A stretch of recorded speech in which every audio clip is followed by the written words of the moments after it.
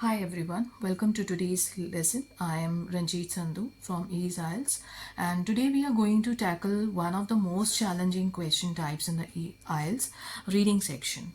That is true, false or not given. Many students find these questions confusing, but we will try. By the end of this video you will have a clear understanding of how to approach them. So this video will be in both languages, Hindi and English दोनों languages में रखेंगे ताकि जिन बच्चों को English में समझ आएगा they will understand, and जिनको हिंदी में आएगा उनको वो उसमें लैंग्वेज में अपना अंडरस्टैंड कर सकते हैं. So let's get started.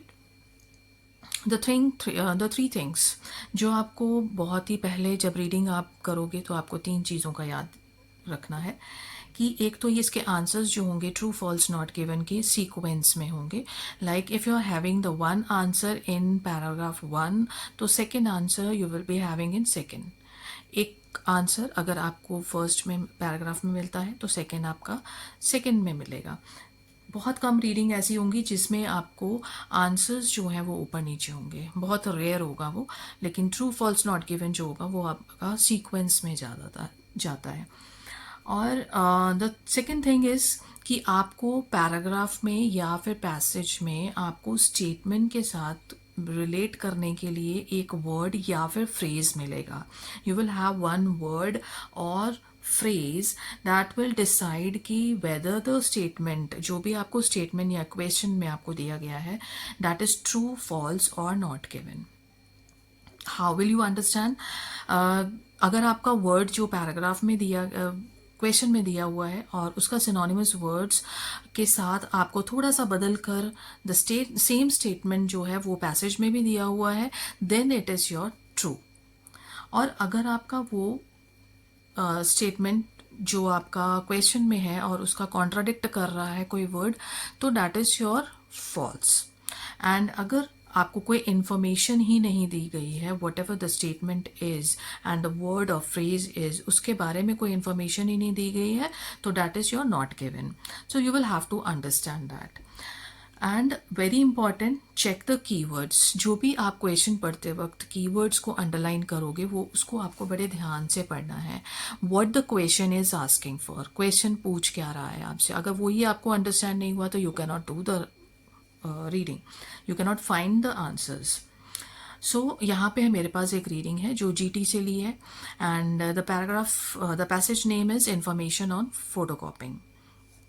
We have the six paragraphs, short paragraphs, and there are also the questions. Here we have the questions. So first, whenever you get the reading, always read the question first. What the question is asking for. Do the following statements agree with the information given in the passage? First is true. If the statement agrees with the information, you are having true. अगर उसका statement जो है वो contradict कर जाता है यानी कि ऑपोजिट हो जाता है या एंटोनियम्स में आता है तो that is your false. And if there is no information about the keyword then we are not given.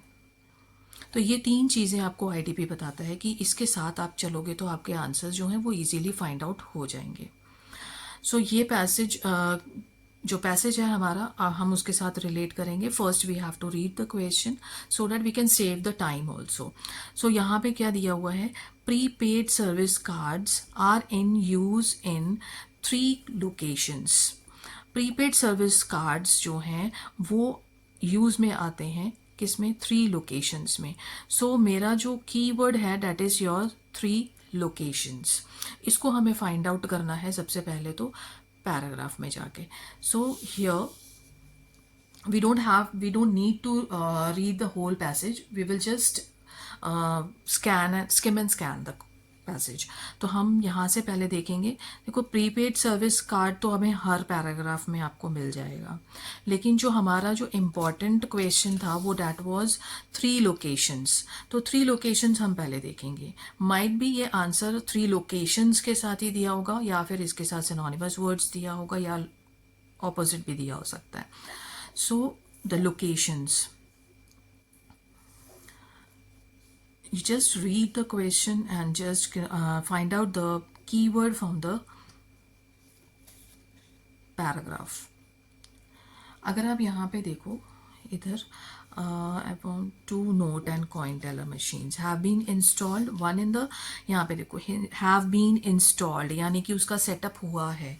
To note and company coin teller machines जो है उसका इंस्टॉल्ड हुआ है यानी कि सेटअप हुआ है।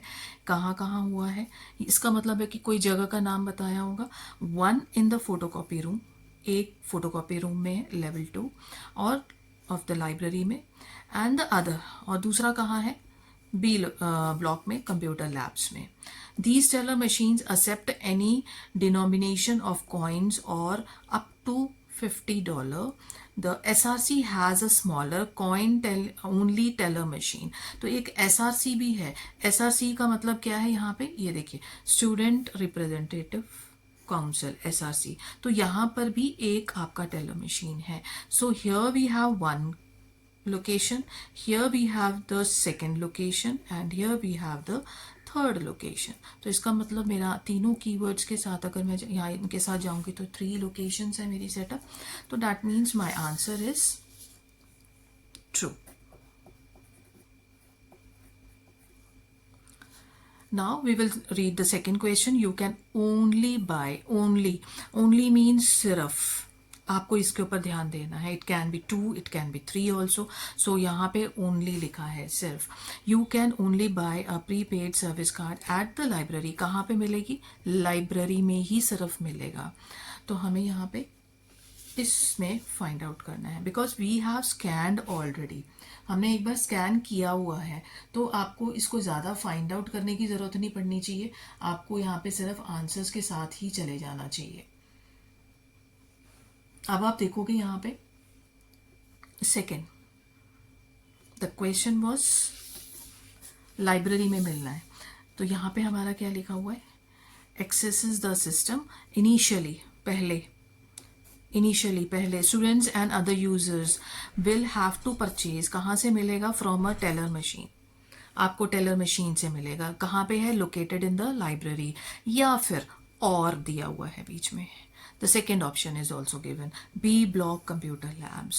That means we are given the two locations। we have been given the two locations कि आपको एक तो लाइब्रेरी में मिल सकता है या कंप्यूटर लैब्स में मिल सकता है। तो that means my answer is contradicting।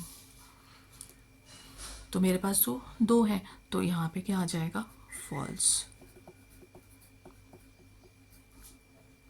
The third question, the smallest amount that can be added to prepaid services card at the library teller is $5।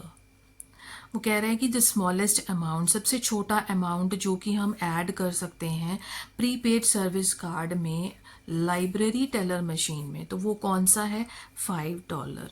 आपको सबसे पहले जो कीवर्ड है आपका, जो डेट्स नंबर्स के साथ जो भी आएगा उसको पहले आप अंडरलाइन कर लेंगे, that is your keyword and very important. और यहाँ पे एक तो स्मॉलेस्ट अमाउंट भी बोला हुआ है उसने। So we have the 2 keywords, smallest amount and $5। तो यहाँ पे आपको चेक करना है कहाँ पे मिल सकता है आपको। First we will find out the $5 because वो नंबर है, इजीली फाइंड आउट हो जाएगा। तो कहीं हमें $5 लिखा हुआ मिले, they here it we were given the $2। और कहीं हमें यहाँ पे 50 है, यहाँ पे 50 है, so we are not given anywhere. तो वैसे तो हमें यही पता लग जाएगा। Smallest amount also word we have not been given here, कहीं पे भी हमें स्मॉलेस्ट अमाउंट जो है वो कहीं पे भी मेंशन्ड वर्ड नहीं है, या लीस्ट के साथ दिया हो तो वो भी मेंशन नहीं है। So the answer is not given.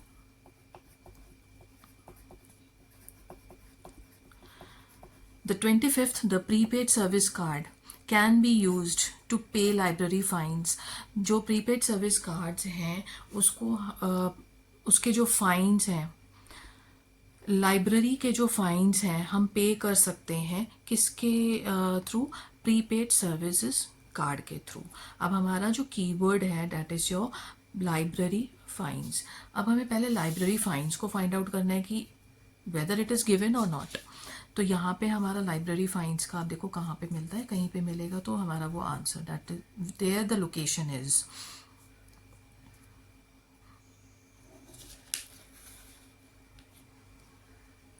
सी, कहीं पे भी हमारा लाइब्रेरी फाइंस के साथ हमें कोई भी वर्ड नहीं मिल रहा, तो डैट इज़ योर नॉट, कोई इन्फॉर्मेशन ही नहीं है उसके बारे में, so the your answer is also not given. Now, 26th question. Notes and coins can be used in all teller machines. वो कह रहे हैं कि जो नोट्स और coins हैं वो आपके सभी टेलर मशीन्स में चलेंगे. तो डैट इज मेरा कीवर्ड जो रहेगा that will be notes and coins and all. हो सकता है कि यहाँ पे पैसेज में आपका सम लिखा हो, फ्यू लिखा हो, तो आपको इसको भी इम्पॉर्टेंट मार्क करना है. So notes and coins can be use in all teller machines. Now we have to find out कि आपका आंसर कहाँ पे है.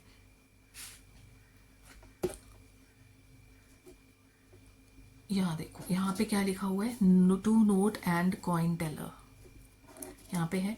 तो हमारा वहाँ पे क्या बोला हुआ था उसने कि one in the photocopy room on level 2 of the library and the other in the block B block computer labs. इसका मतलब ये हुआ कि आप सभी में नहीं कर सकते.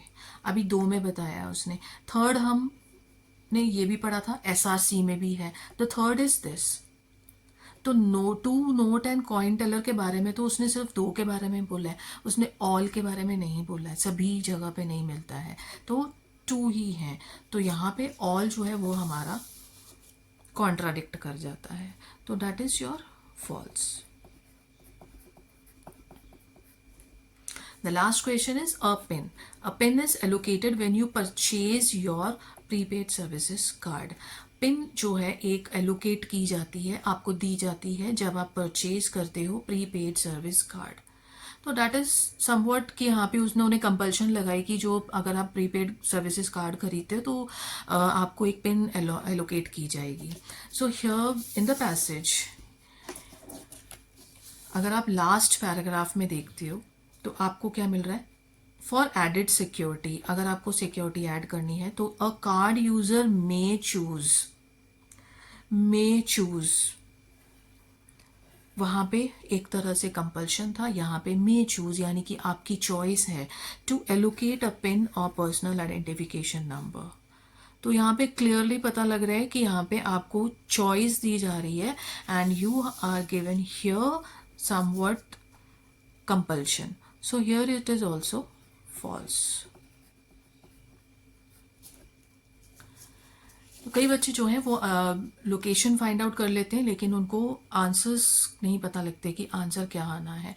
सो इन दिस वे अगर आप ये करते हो कीवर्ड्स को अंडरलाइन करके and then relate, understand the keywords also, understand the statement also, आपकी अपनी लैंग्वेज में उसको कन्वर्ट करके उसको समझने की कोशिश करो and then go for the passage. अगर आप कीवर्ड्स के साथ भी फाइंड आउट करते हो बड़े आराम से आपको आंसर्स मिल जाते हैं.